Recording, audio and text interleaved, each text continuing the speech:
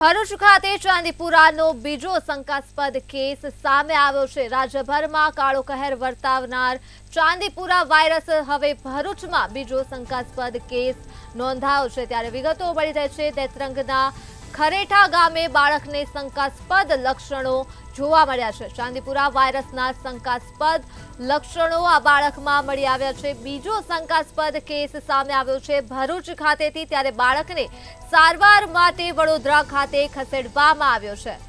તો આ મુદ્દે જ આપણી સાથે સંવાદદાતા વાસુ પરમાર ફોન લાઈન પર જોડાઈ ચૂક્યા છે। જી વાસુ, ભરૂચમાં ચાંદીપુરાનો બીજો શંકાસ્પદ કેસ પ્રકાશમાં આવ્યો છે, શું છે વધુ વિગતો?